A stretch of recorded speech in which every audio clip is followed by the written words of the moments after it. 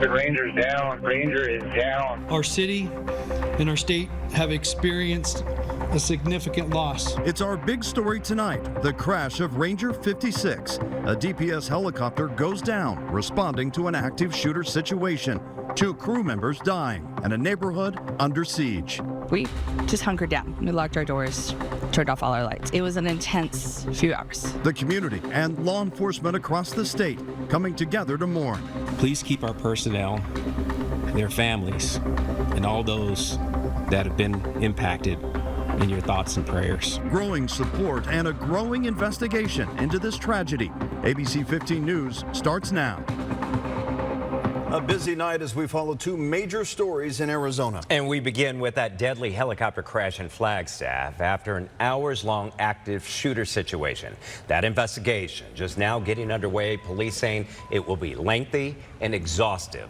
Witnesses describe close to 100 gunshots before a giant boom when the helicopter crashed and shook homes. We have live team coverage for you tonight from northern Arizona. ABC 15 morning anchor Nick Saletti is leading our team coverage tonight live from Flagstaff. Nick, what's the latest here?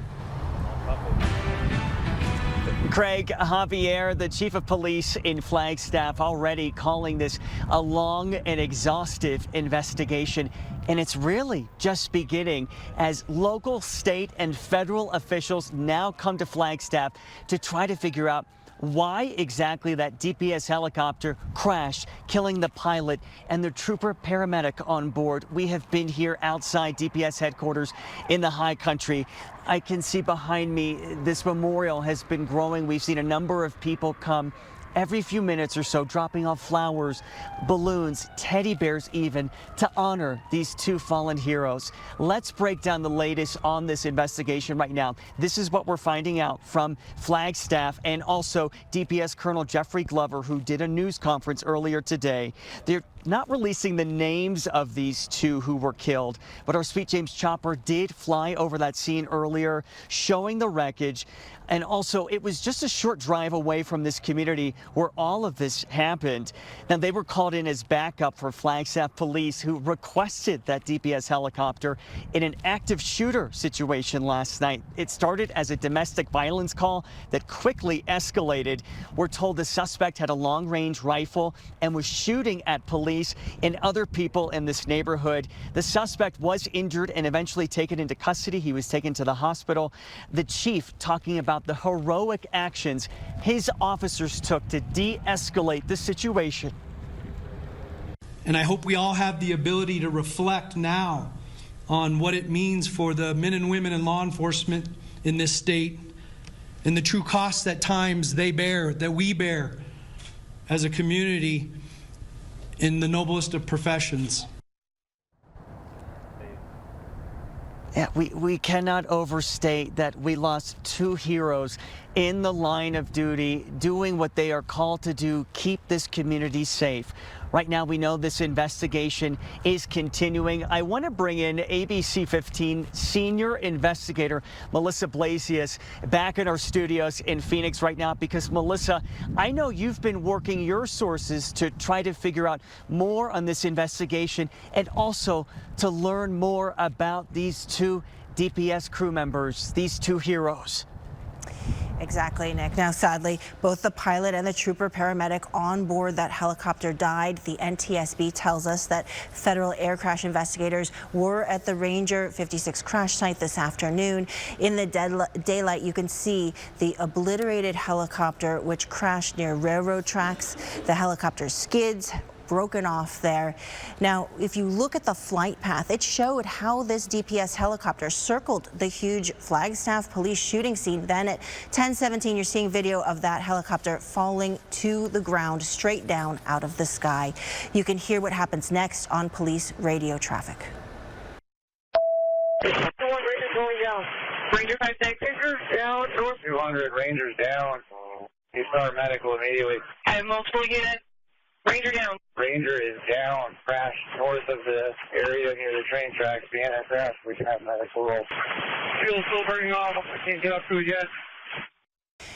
Now, Ranger 56, the helicopter, was based out of Kingman. It is a Bell 407 helicopter built in 2004, one of 5 DPS helicopters statewide. It's unclear what caused it to crash, and the National Transportation Safety Board says it will look at 3 primary areas: the pilot, the aircraft, and the operating environment, and that they should have a preliminary report within a month. At this point, DPS is not releasing the names of the pilot and trooper paramedic who died. The agency is planning another press conference for tomorrow morning, and we do know that there is a vigil for that pilot happening tonight in Kingman. He had nearly 5 years experience with DPS, and the trooper paramedic had more than 3 years with the department. I'm Senior Investigator Melissa Blasius, ABC 15 Arizona. Nick, we'll send things back to you in Flagstaff.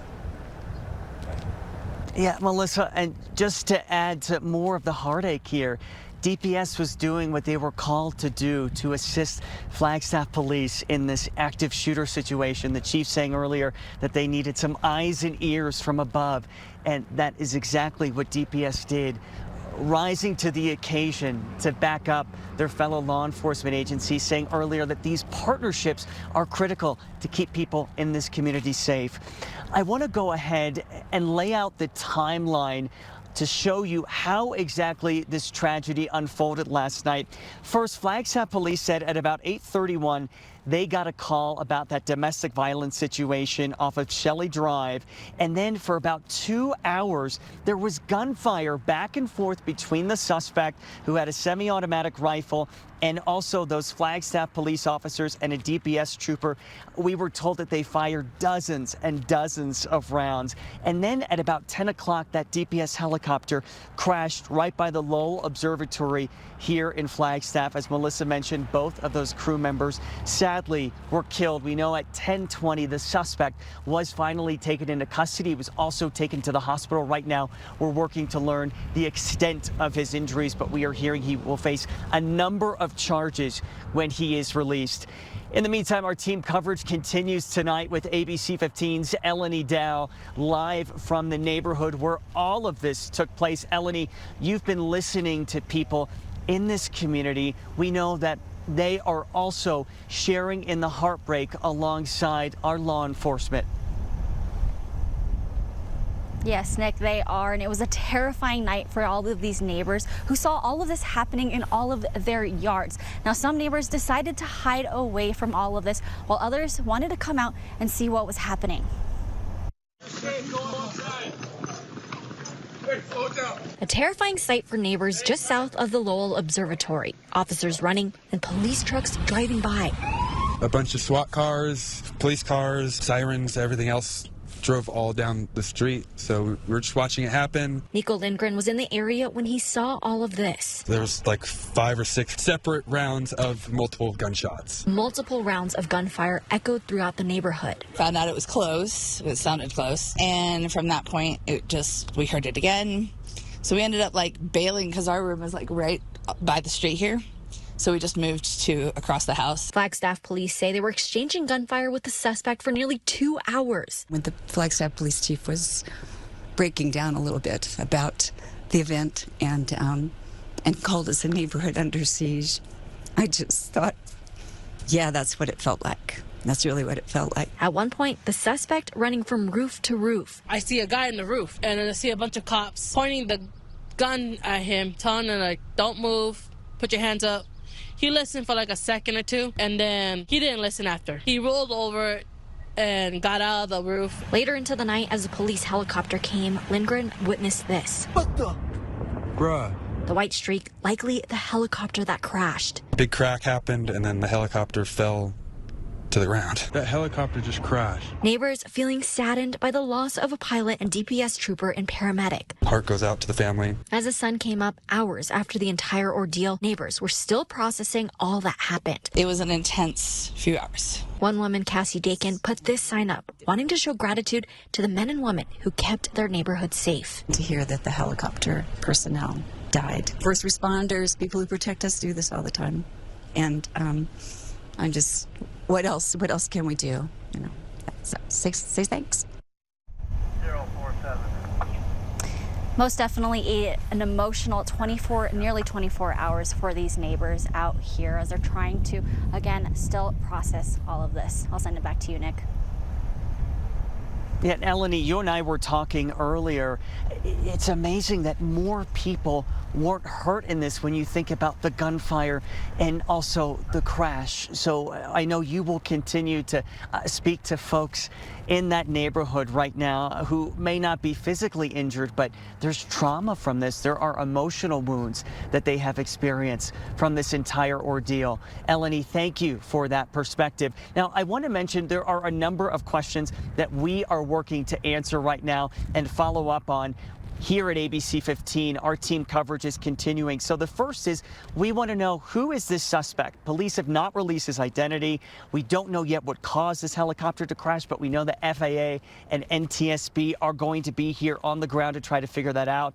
And also, were the helicopter crew members hit by gunfire? Could that have contributed to the crash? That's something we're reaching out to law enforcement to see if that may have happened here. And also, what is the suspect going to be charged with? As I mentioned, he is in the hospital, but likely facing a number of felonies after he is released. We are expecting more details on this investigation from the NTSB and FAA, who have joined forces to try to piece all of this together. But as we close here in Flagstaff, this just underscores the many, many dangers that law enforcement faces every single day. These brave men and women put those uniforms on and leave their homes and leave their families behind, not knowing if they'll get to return.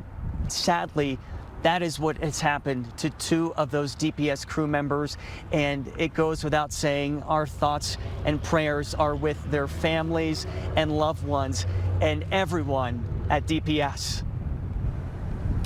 Absolutely, Nick. You know, so many emotions today for that community and for everyone in the law enforcement community. Again, we've seen departments across the state reaching out, sharing their thoughts and prayers and condolences with that department as well. Against that thin blue line, it connects all of them. Yeah, for sure. All right, great work up there, Nick. Thank you. As this big story develops and we learn more about the victims in that helicopter crash and the man who engaged in an hours-long shootout with law enforcement, you can count on ABC 15 to bring you the latest developments live in our newscast and on our ABC 15 streaming app, as well as online at abc15.com.